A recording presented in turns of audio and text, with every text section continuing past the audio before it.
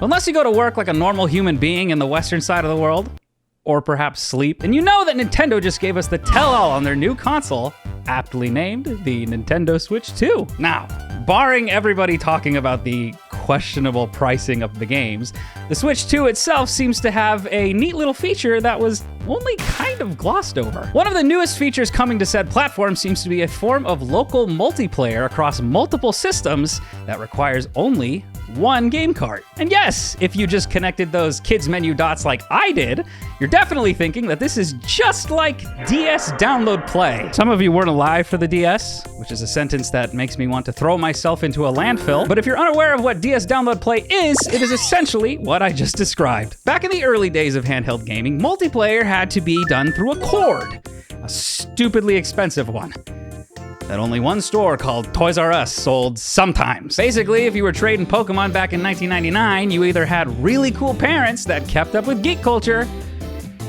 or you were a one percenter.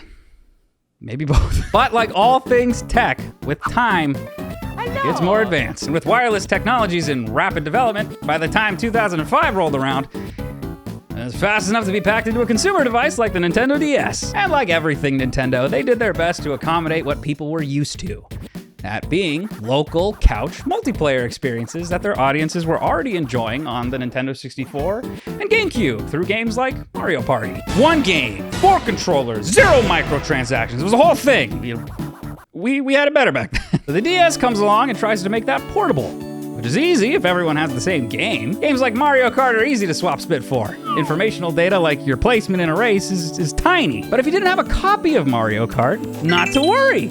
They did their best to cover that too. DS Download Play literally involved you holding your hands out like a Mad Max civilian and your friends spilling the data of a game to you in order to play together. Your DS would temporarily download and store the necessary files of a game in order to play said game with a friend. And after 2 to 3 minutes of waiting, you and me, who didn't own Mario Kart, could enjoy an hour or two of bliss playing alongside a friend as only Shy Guy. See, the DS's internal memory was only so big. As such, DS Download Play games were only the skin and bones. For Mario Kart, the size limits meant the DS could only store one playable racer, Shy Guy. Other games slimmed up on music selection or lack of voice lines.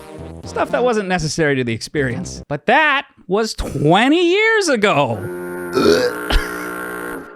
What about today? Well, based on what we just saw in the overview look for the console, it seems Nintendo's really doubling down on speed and optimization. For starters, the Switch's internal memory is now on par with most higher-end smartphones. Gone are the days of juggling 4 or 5 indie game archivals on the Switch, or in a few instances, flat out needing additional SD card memory to download certain games digitally, which is a nice change in general. For downloading games to play locally, it would hypothetically negate the need to slim down a game to its bare essentials in order to play.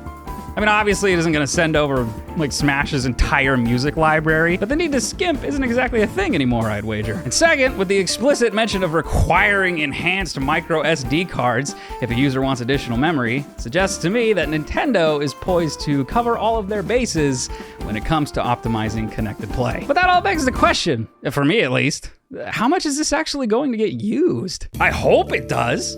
But games nowadays can practically be experienced entirely online. And with the Switch being literally what it is, if I'm playing locally with somebody, I'm probably gonna do the, hand of the thing and put it on TV and share the Joy-Con with my friend. I love the idea. As a fellow armchair dev that worked on this console, I'd love to see the return and reimagining of the fun, quirky Nintendo features. Street Pass was the bee's knees, dude. I still love it. Even if I can count on 2 hands the amount of links I got back in 2013. But with some of these partner showcases already looking ever so slightly choppy in that now classic, oh, the hardware is struggling, Nintendo Direct feel, which as a sidebar looks to me more like lazy porting than the Switch 2 actually being underpowered. I can't help but wonder if third-party devs are going to make use of this feature. Where I do see this thriving, though, is in the indie scene.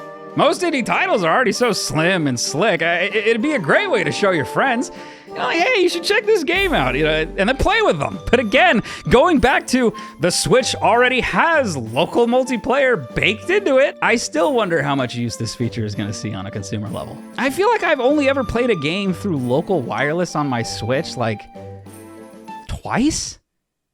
on a plane. It does have online multiplayer as well, which is a bit of a head scratcher in terms of what exactly is hosting the game. If it's something like Mario 3D World, then like sure, it's just a matter of like digitally plugging in the controller. But when it's your own screen, I'm curious. Anyways, what are your thoughts? Is this like a whatever feature, or were you excited to see hints of this side of Nintendo again? They're already embracing Tomodachi life. I want to see them get more goofy with how they use their tech.